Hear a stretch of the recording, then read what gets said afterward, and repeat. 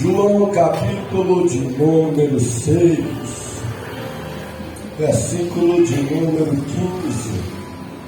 Anteriormente, o Senhor Jesus estava cercado de uma grande multidão. E multidão essa que estava cansada e que estava faminta.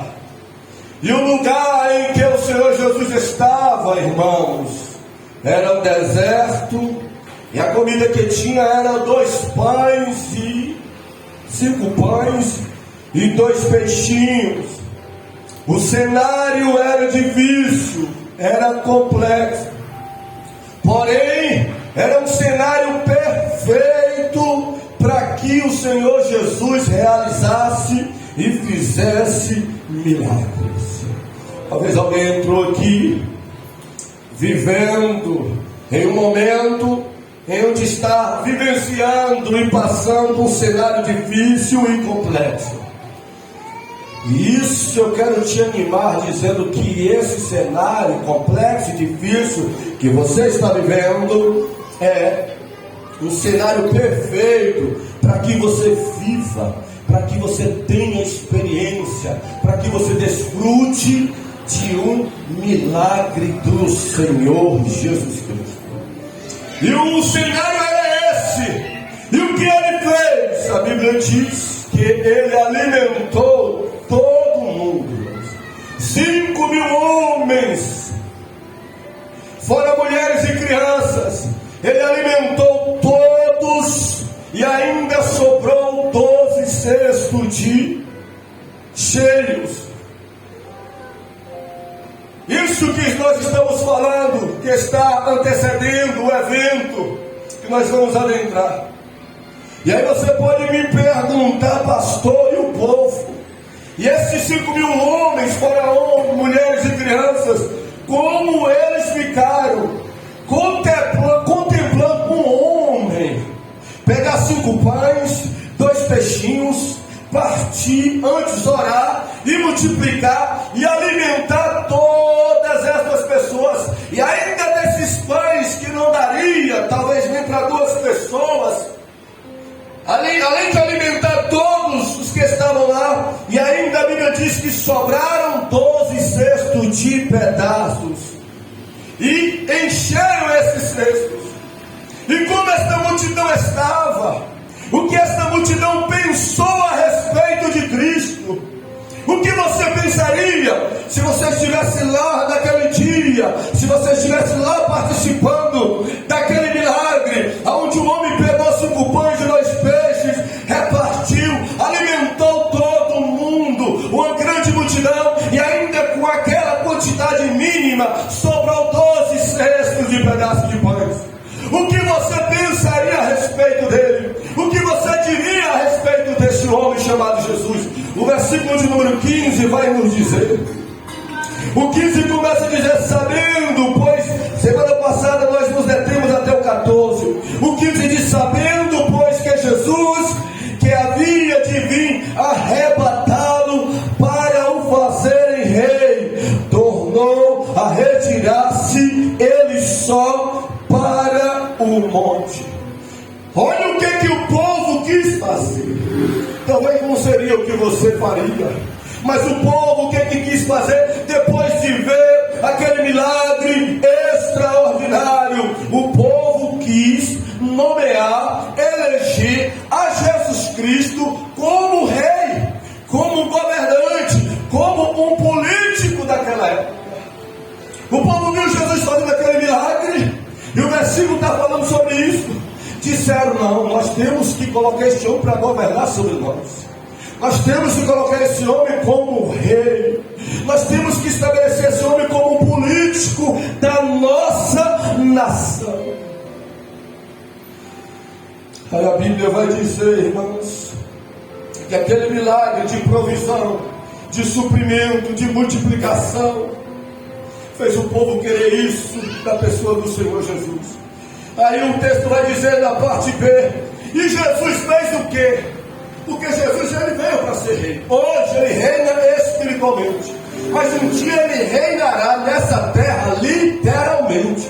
Zacarias capítulo 14 Versículo 9 diz que ele vai ser rei sobre esta terra de uma forma literal.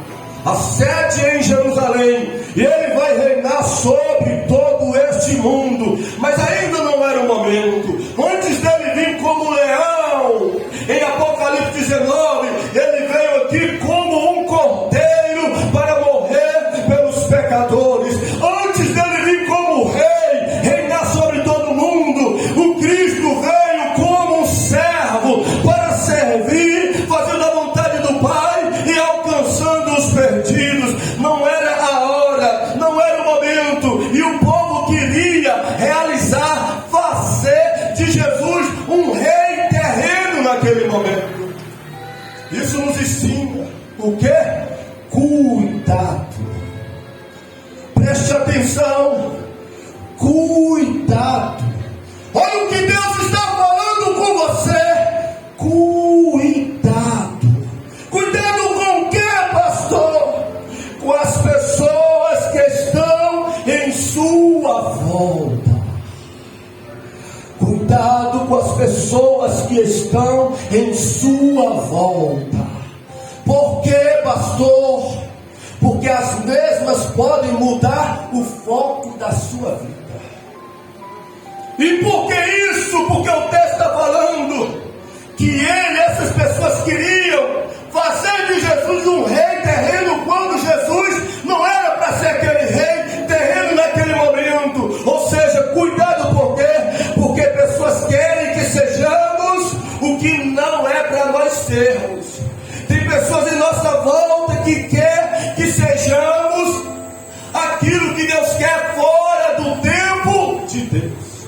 Então escuta, Deus, o Espírito Santo já pode estar te orientando, te advertindo. Cuidado, cuidado. Aquela multidão queria fazer de Jesus rei. Talvez se fosse eu ou você lá, hein, a gente diria: tanta gente gritando nosso nome e dizendo: olha, é você, nós vamos eleger, é você que nós vamos colocar no governo, é você que vai mandar. E isso poderia mexer com a gente e tirar o foco daquilo que Deus tem para as nossas vidas. Hoje, na consagração, entrou um rapaz aqui hoje e veio falar para mim: ô pastor Wagner, eu não vou voltar para ninguém, mas se o senhor fosse vereador, eu voltava para o senhor. Falei: meu filho, o meu foco é outro. Deus não me chamou para isso, não. Deus chamou outras pessoas.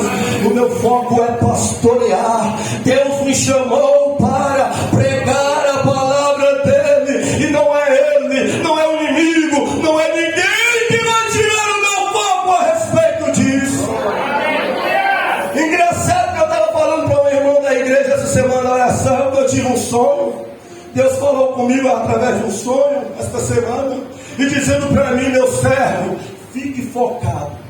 Depois que eu fui buscar o que interpretava o sonho dizia isso: meu servo, não perca o foco, continue focado, continue buscando. Tem proposta, tem situações, tem ocasiões que vai vir para lhe fazer tirar o foco, mas eu estou te dizendo: não tire o seu foco, não perca o seu foco. Interessante que o pastor Adilson, vocês conhecem de Conquista, conversou comigo essa semana e falou sobre isso também. Pastor Wagner, eu vejo algo querendo tirar o seu foco, mas Deus está mandando eu te dizer: não perca o foco, não perca o foco, não perca o foco. E o mesmo Deus que falou isso comigo está dizendo para pessoas aqui: vai vir proposta, vai vir promoções, vai vir coisas para antecipar o tempo de Deus, ou para te tirar do foco de Deus, mas Ele já está mandando eu te dizer: não perca o seu foco. E o que eu devo fazer, pastor? A Bíblia vai falar o que Jesus fez. O versículo 15 diz: sabendo, pois, Jesus que havia de vir arrebatá-lo para fazer rei, tornou a retirar-se ele só para o monte. Olha o que Jesus fez, o que você deve fazer, o que eu devo fazer. Jesus se retirou para o monte. Existe uma tradução em Marcos 6,46, que é um texto que conta esse mesmo episódio. Diz que ele se retirou para orar, para falar com Deus, para ficar a sós com Deus. Você quer continuar no foco de Deus? Você quer ser no tempo de Deus o que Deus tem para a sua vida? Fique a sós com Deus. A multidão quer tirar o seu foco. A multidão quer nos levar para que sejamos o que Deus não tem para a nossa vida, ou que sejamos o que Deus tem, mas fora do tempo. Mas se você tirar um tempo só com Deus, se você tiver determinado a orar, você não vai perder o foco. Deus vai te direcionar, Deus vai te confirmar que ainda não é a hora, e o que Ele tem para a sua vida. E o Senhor Jesus, em meio a tudo aquilo, fez uma prioridade. Tanta gente, Senhor Jesus, tanta gente querendo te ouvir, querendo te exaltar, e Ele priorizou aquele momento a buscar ao Pai, a ficar a sós com o Pai. Eu aprendi com Jesus nesse versículo 15, irmãos, que na vida existem prioridades, irmãos. A vida é feita de prioridades. Prioridades como, pastor? Ou quais? Prioridades material ou espiritual? Prioridade de pessoas ou prioridade de Deus? Prioridade do corpo ou prioridade da alma? Prioridade do pão ou priorizar a palavra? Priorizar os nossos sonhos ou priorizar a vontade de Deus para as nossas vidas? Priorizar a nossa carreira profissional ou priorizar o ministério que Ele nos chamou? É por isso que o Senhor Jesus, falando em prioridade, Ele diz em Mateus 6,33: buscai primeiro. Primeiro aí fala de ordem, primeiro aí fala de prioridade. Ele diz: buscai primeiro o reino de Deus e a sua justiça, e as demais coisas serão acrescentadas. Aí eu entendi nesse versículo que Deus só não acrescenta na vida de pessoas que não priorizam Ele, que não priorizam a vida espiritual, que priorizam mais pessoa do que Ele, que prioriza mais o corpo do que a alma, que prioriza mais os seus sonhos do que a vontade de Deus, que prioriza mais a carreira profissional do que a carreira ministerial. Mas quem prioriza a Deus, Jesus garantiu: me prioriza e as demais coisas eu vou acrescentando, e as demais coisas eu vou agindo, e quando precisares eu farei o milagre. E os discípulos e apóstolos, o que eles fizeram? Porque Jesus se retirou, deixou eles lá, que queria fazer dele rei, e foi para o monte sozinho orar, ficar com o Pai. Mas os discípulos, pastor, o texto de João diz que ele foi a sós, que ele foi sozinho orar e buscar a Deus. E os discípulos ficaram aonde? Versículo de número 16 diz que e quando veio a tarde, os seus discípulos desceram para o mar. E quando veio a tarde, os discípulos desceram para o mar. Os discípulos não ficaram lá, irmãos. A multidão ficou. E por que os discípulos não ficaram, pastor? Porque onde não cabe Jesus, os seus discípulos não encaixam, irmãos. Se não caber Jesus, discípulo de Jesus não fica. Em lugares que Jesus tem que se retirar, discípulo dele não pode permanecer. Como se os discípulos dissessem: olha, meu mestre não está aqui, meu mestre não ficou aqui, nós vamos sair. E o texto diz que o Senhor Jesus colocou eles no barco e mandou eles para ir para o outro lugar. Aí o que eu entendi com isso? Que como cristão nós podemos até estar, escute, você como crente, você como homem ou mulher temente a Deus, você pode estar em até alguns lugares, em até algumas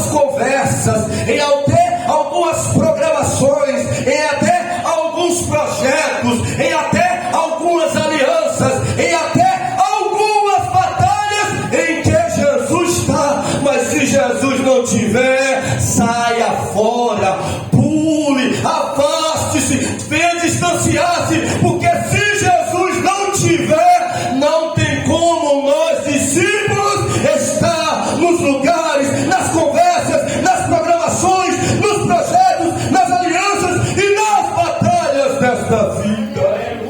Não tem como estar. Se Jesus estiver, meu irmão, nessa conversa eu estou dentro, senão eu estou fora.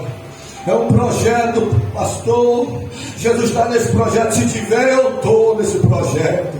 É uma aliança, pastor. Se Jesus estiver, eu estou nesta aliança. É uma programação. É um lugar, pastor, que todo mundo vai. Mas Jesus vai, mas Jesus está. Se ele não estiver, eu também não estarei.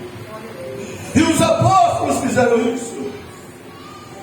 E Jesus deixou e se afastou de lá, se retirou, porque provavelmente alguma coisa estava errada, alguma coisa estava contra a vontade de Deus, alguma coisa estava contra a direção do Pai. E quando está fora da direção, contra a vontade do Pai, quando tem coisa errada, Jesus não está no negócio, Jesus não participa. E se ele não estiver no meio, é por isso que nós, discípulos dele, temos que estar onde ele está. Porque se ele não estiver no meio do negócio, se ele não estiver no meio do culto, se ele não estiver no ministério, se ele não estiver nessas coisas, aí não tem salvação, aí não tem livramento, aí não tem cura, aí não tem vitória, aí não tem batismo, aí não tem milagres, porque quem faz isso tudo é Jesus. Como pode ele ficar fora? Não tem como ficar fora.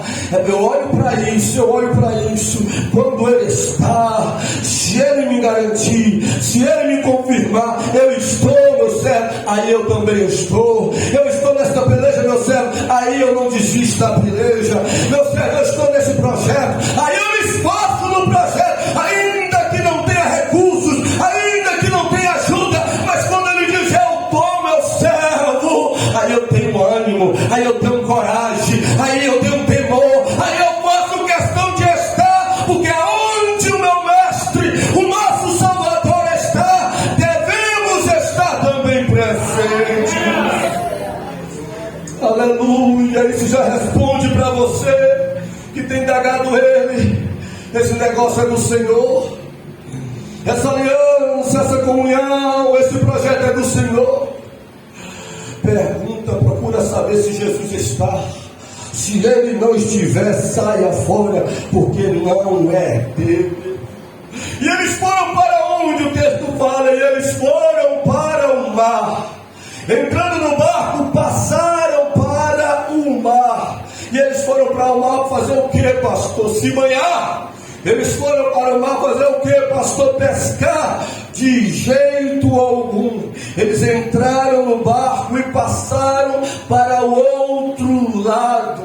Marcos capítulo 6, 45 diz essa expressão que João não diz. E ele passou para o outro lado. Mateus também diz, eles entraram no barco e passaram para o outro lado. Do lado de cá tinha aquele povo que queria não fazer a vontade de Deus. De lá de cá tinha aquele povo que queria fazer a sua própria vontade, eleger ele fora do tempo, colocar ele como rei terreno. E Jesus falou, saiam daqui e vão para o outro lado. Sempre tem um outro lado, irmãos. Sempre tem um outro lado. Se de um lado tem as trevas, do outro lado existe a luz. Se de um lado existe a mentira, do outro lado existe a verdade. Se de um lado Satanás está, do outro lado, como Colossenses 1,13 diz, que o Filho de Deus está. Se existe um lado das trevas, existe também um lado da luz. Sempre existe um outro lado. Ninguém é obrigado a ficar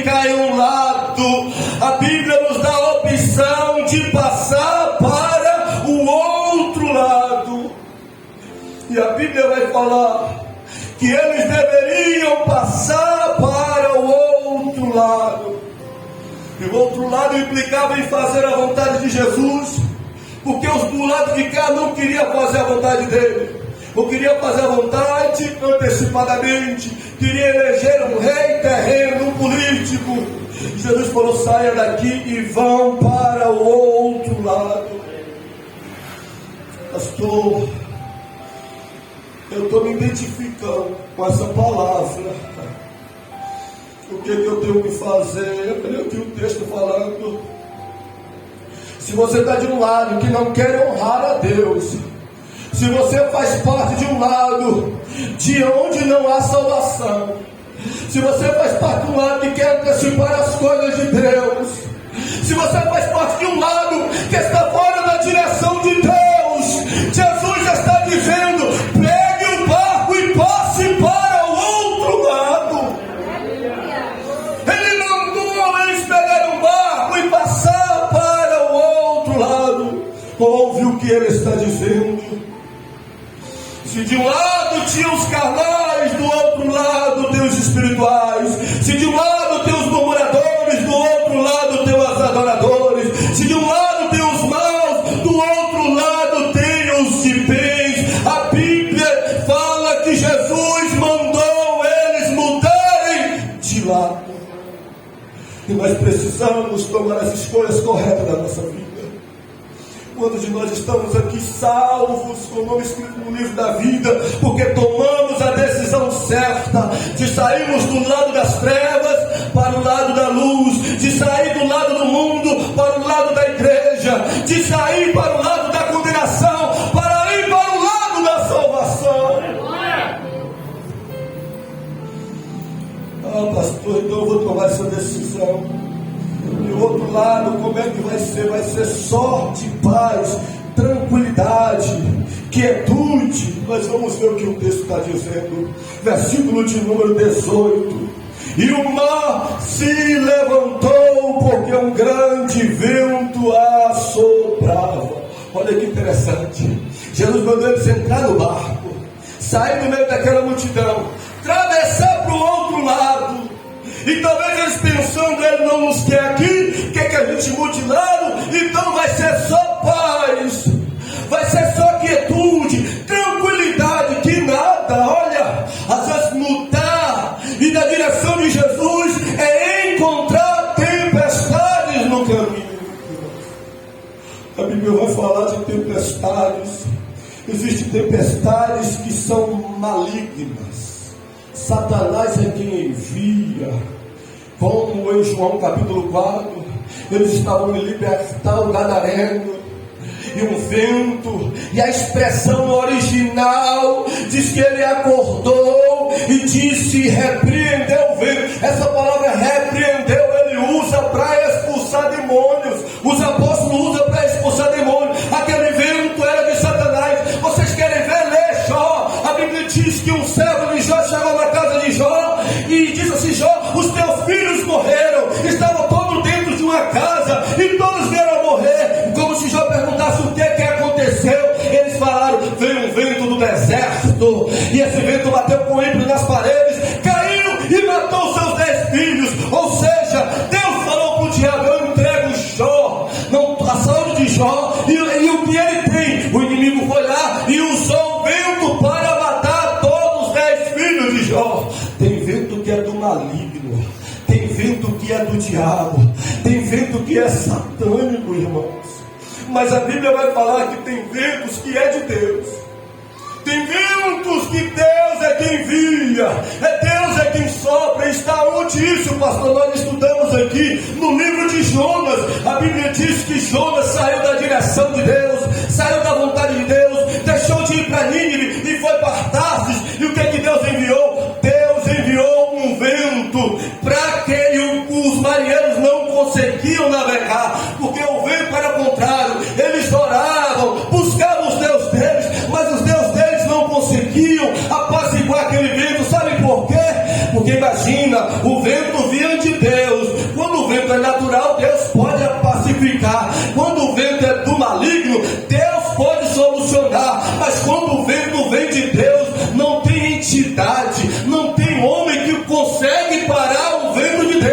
E a Bíblia diz que eles tentaram e não conseguiram, até que jogaram Jonas fora do barco e o vento parou.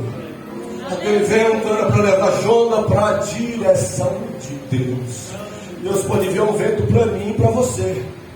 Se um dia nós sairmos da direção de Deus, Deus pode soprar um vento por amor a mim e a você, para que nós venhamos voltar para a direção e para a vontade dele. Só que existem ventos e fenômenos naturais, irmãos. E nós estudamos aqui em Atos capítulo 27. Paulo disse: olha, não vamos pegar o mar, porque vai vir um temporal aí, vai vir um vento forte aí. E o marinheiro desprezou Paulo e falou: não, nós vamos pegar o mar, nós vamos navegar, isso não vai acontecer coisa alguma. E quando eles começaram a navegar, estava uma brisa, tudo em paz. Aí eles acreditamos que eles até começaram a zombar de Paulo, como se dissesse: profeta qual é nada, ele disse que ia vir vento, mas qual é vento que está vindo nada? Porque às vezes, irmãos, Deus fala conosco e as coisas não acontecem de imediato. Deus fala o que vai acontecer, como falou através de Paulo, e as coisas não sucedem, seja ruim ou seja boa. Mas se Deus falou, acontece. Passa dias, semana, meses, anos, mas vai acontecer. E Paulo, eles se depararam com uma tempestade de origem natural, que eles temeram tanto a morrer. E Paulo falou: vocês me desobedeceram, vocês não escutaram, agora todo mundo está sofrendo por causa disso. E por que estamos falando isso? Explicando que eles se depararam com o vento, que o vento se levantou, o mar se levantou porque o vento assolava. Isso significa que mudar, irmãos, e na direção de Jesus, às vezes, é se deparar com ventos. Será que por isso que muitas pessoas não têm coragem de mudar? Ou será que não é por isso porque algumas pessoas mudam de lado e depois acabam retrocedendo porque se deparam com alguns ventos? Quantos já tomaram a decisão aqui de se converter, de entregar a vida a Ele, mas depois bastou um vento para que os mesmos negassem a Jesus, para que os mesmos abandonassem a fé por conta de um vento? Agora eu fiquei a pensar, meditando esse texto, aqueles apóstolos dentro daquele barco, e um dizendo para o outro: moço, ele mandou a gente vir, tirou a gente do meio do povo, mandou a gente entrar nesse barco, mandou a gente passar para o outro lado, e nós nos deparamos com o vento. Olha o que nós estamos passando agora, olha a tempestade que estamos enfrentando agora. O texto diz que o vento era forte e que o mar era furioso, Mateus capítulo 14, 24. E diz, irmãos, que o mar açoitava o barco. O mar açoitava o barco. Açoitar significa maltratar. Açoitar significa agredir. Açoitar significa golpear. Açoitar significa surrar, espancar. O mar estava espancando o barco deles. E tem um detalhe nesse versículo que eu percebi: que o mar estava fazendo isso com aquele barco, mas não estava fazendo isso por si mesmo. O mar estava açoitando, surrando, batendo, esbofeteando o barco, não por si mesmo. E porque o versículo diz assim, que o mar se levantou porque o vento assolava. Isso vai nos mostrar, irmãos, que o problema não era o mar, o problema era o vento. Olha o versículo: e o mar se levantou, e qual a causa, qual o motivo do mar se levantar? Porque um grande vento assoprava. Isso vai nos mostrar que o mar estava sendo ali o que? Influenciado, persuadido, levado, motivado pelo vento a destruir o barco. Olha que interessante. O problema não era o mar, o problema era o vento. Mas quem estava batendo era o mar, pastor. Mas quem estava por trás do mar que estava batendo era o vento. Então tentar lutar contra o mar não ia resolver.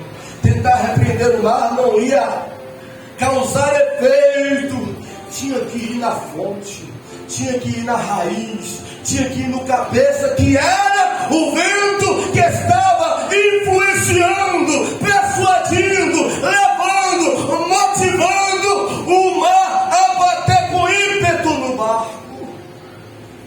Isso é um detalhe interessante, irmãos, para que quando você estiver no mar dessa vida e o seu barco estiver sendo açoitado pelo mar, você saber quem é que está usando o mar para te açoitar, você saber quem está usando o mar para te agredir, você saber quem está usando o mar, motivando o mar, influenciando o mar para lhe causar danos. A tendência nossa é olhar para o mar que está agredindo, a tendência nossa é querer lutar contra o mar que está ferindo, mas se lutar contra o mar não vamos vencer. Temos que ir para a raiz e para o foco, e nesse caso o foco é o vento. Deus nesta noite vai te dar uma visão, Deus nesta noite vai te dar discernimento, Deus nesta noite não vai te deixar enganado pelo poder desta palavra.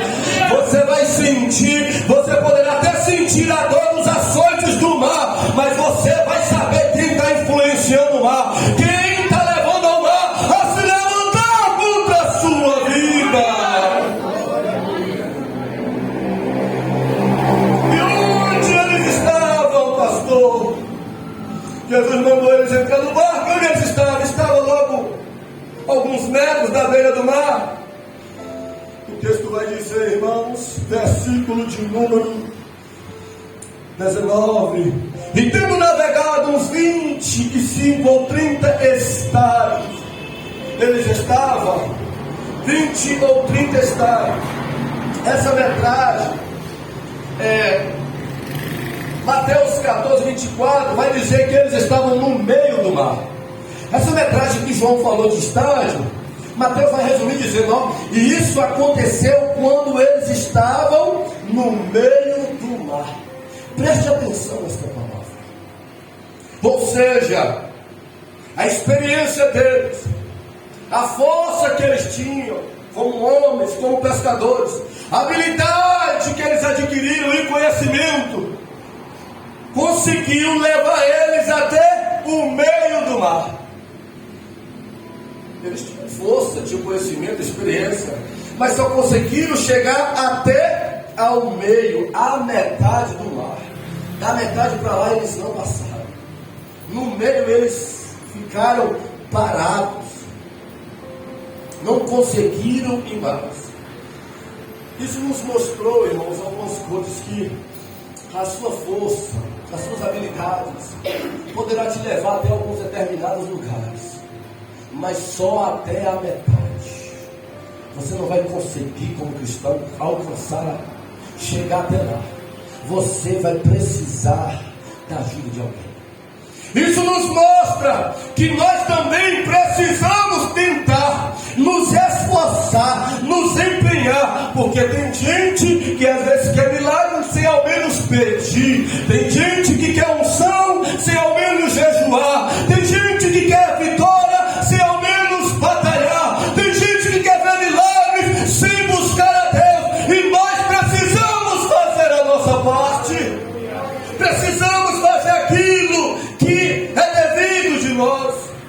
Eles fizeram e foram até determinado lugar. E que determinado lugar foi esse, pastor? A Bíblia diz que eles foram até o meio, chegaram até a metade com a força e com as experiências deles.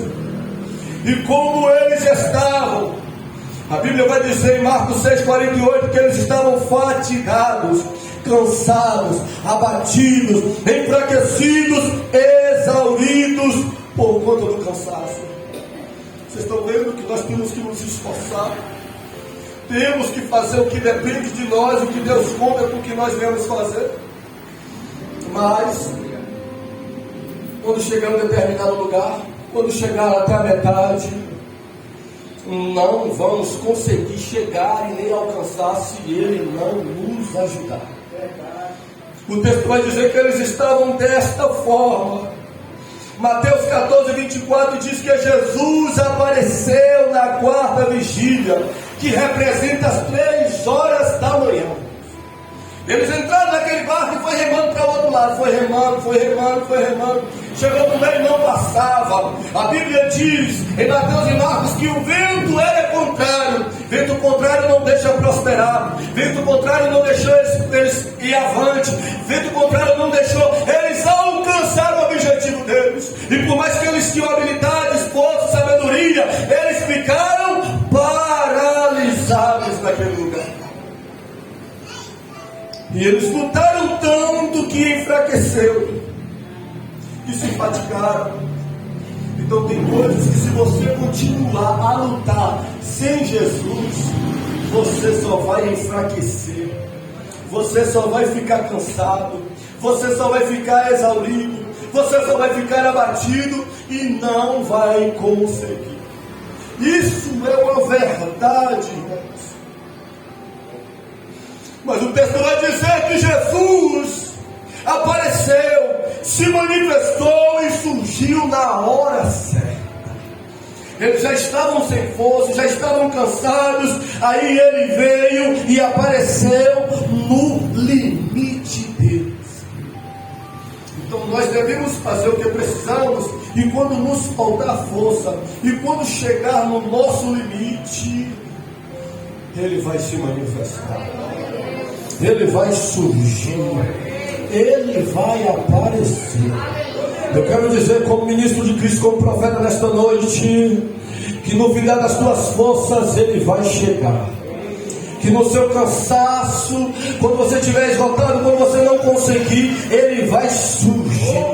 Eu quero dizer nesta noite, nesse altar, pregando esta palavra, que Jesus vai se manifestar e vai fazer quando você não conseguir mais a fazer. Aleluia! E o texto vai falar por quê? Marcos 6,48 diz que Jesus estava vendo que eles não estavam aguentando mais, e Jesus aproximou-se deles. Então Jesus, ele está te vendo, Jesus, ele está nos vendo, Jesus, ele está olhando o que nós estamos passando. Parece que Jesus não está vendo porque a gente está passando e ele não resolve.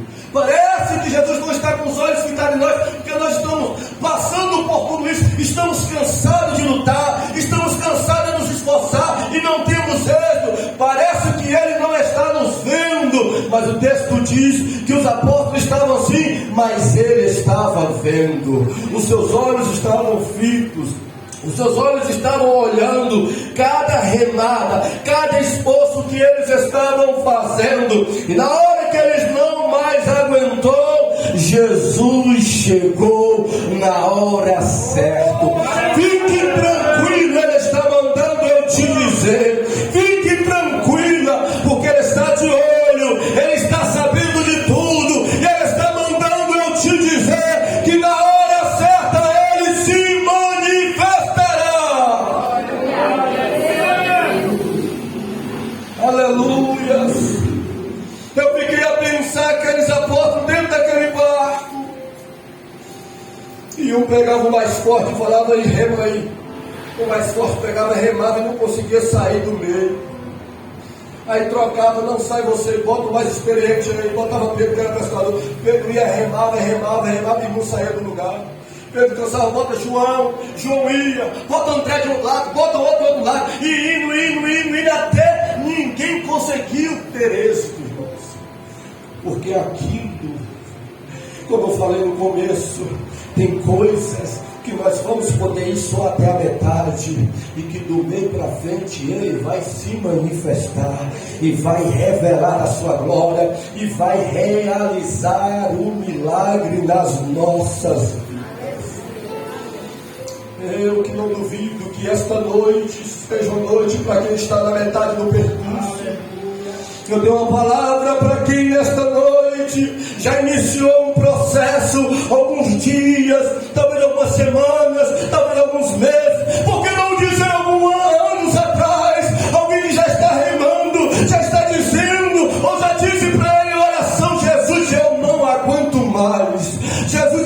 minhas forças estão indo embora. Jesus, é muito tempo. Jesus, se o Senhor não me ajudar, se o Senhor não me socorrer, eu não tenho mais como. Eu vou me entregar, eu vou ceder os pontos. E nesta hora você vai ver de uma forma milagrosa, de uma forma sobrenatural, aquele que está à destra do Pai nos céus, descer e se manifestar na sua vida.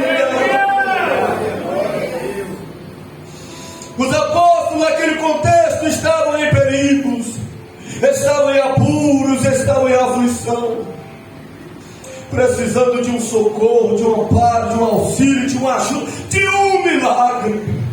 Talvez alguém esteja assim nesta noite, precisando de um amparo, um auxílio, uma ajuda, um milagre, e nenhum deles poderia resolver, porque, irmãos, tem coisa que ninguém pode fazer por você. É por isso que nós temos que continuar firme nele, buscando ele, porque tem coisa que os médicos não podem fazer, os políticos não podem fazer, as autoridades policiais não podem resolver. Tem coisa que é só para ele fazer. Os seus pais não poderão resolver. O seu pastor não vai poder resolver. Só quem vai poder é Jesus. É Ele que vai poder dar socorro, o amparo, o auxílio e a ajuda. E por isso que precisamos, eu, sabedor disso, conhecedor da palavra, do texto que fala, é por isso que eu procuro incentivar vocês a orar. Eu não sou aquela pessoa que procuro fazer as coisas tão somente comigo. O que ele me ensina, eu procuro compartilhar, eu procuro influenciar. Eu fiquei tão maravilhado hoje. Ana, essa adolescente aqui, o pré-adolescente, hoje estava aqui pela manhã jejuando. Ana não faz parte do grupo de louvor, Ana não toca, Ana não prega, Ana não faz nada, mas estava aqui orando e jejuando pela manhã, sendo influenciada a buscar a Deus. Que maravilha! Então nós precisamos, e quando o socorro chegou, olha o que eles pensaram. Marcos 6,49 diz que eles pensavam que era um apóstolo. Ele se identificou, é um fantasma, melhor dizendo.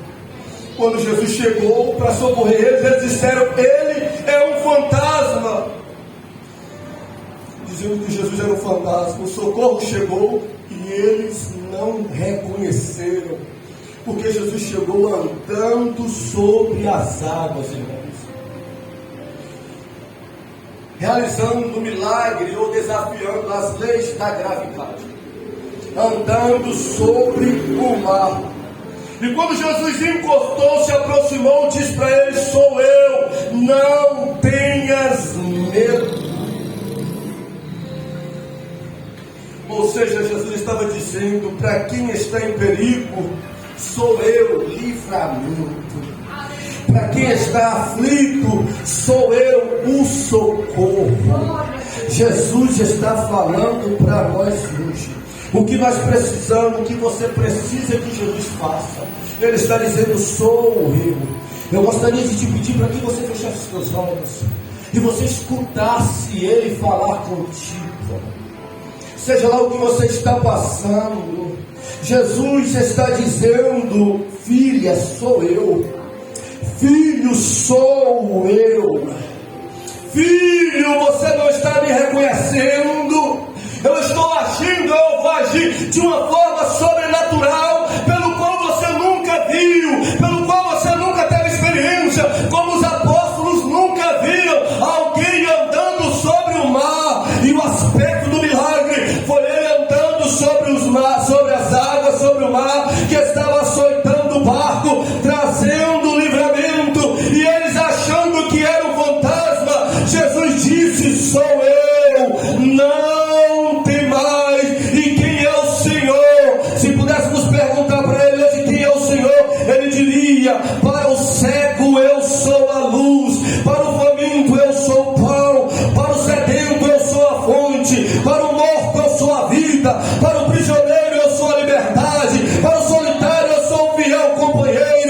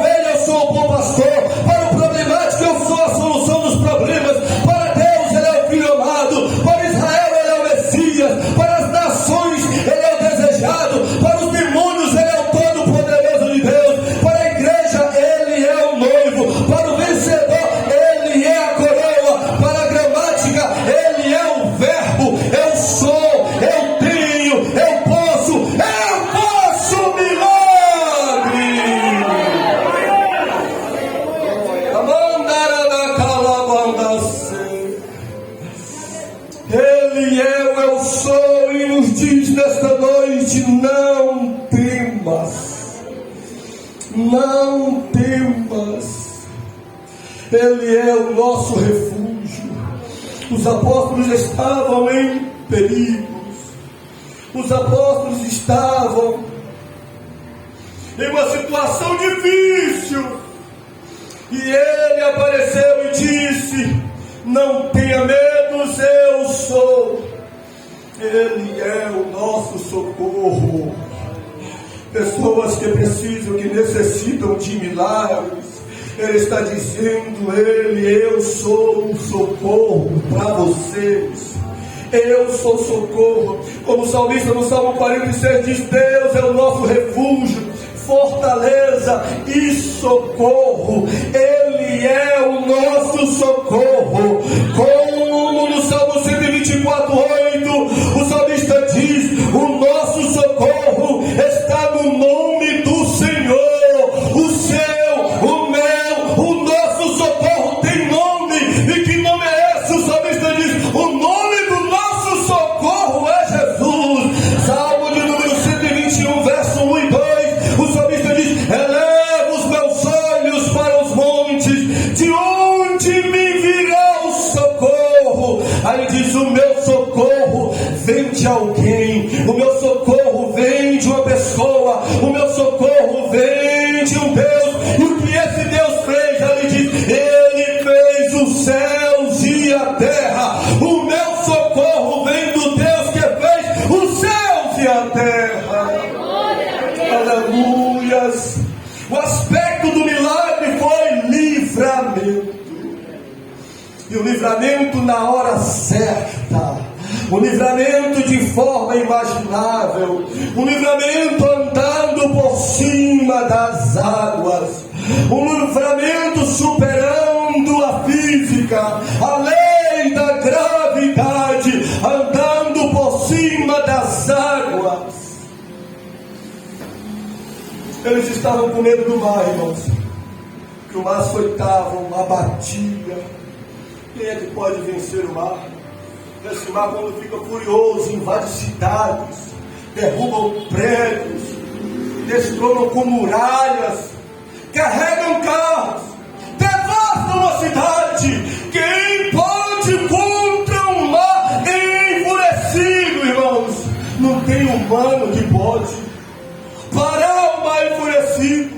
Não tem ninguém que possa vencê-lo. E esse mar que estava causando medo, demonstrando a fragilidade desses homens fortes e experientes, esse mar que causa terror, estava debaixo dos pés do Senhor Jesus. Para os homens causava terror, mas para Jesus estava debaixo dos seus pés.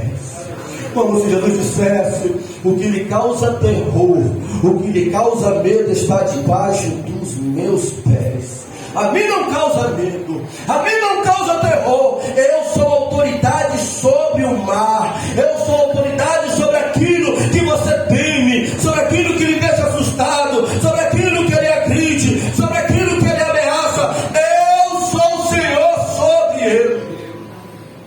Para você pode estar em cima de você, para você pode estar sobressaindo você, mas para mim está debaixo dos meus pés.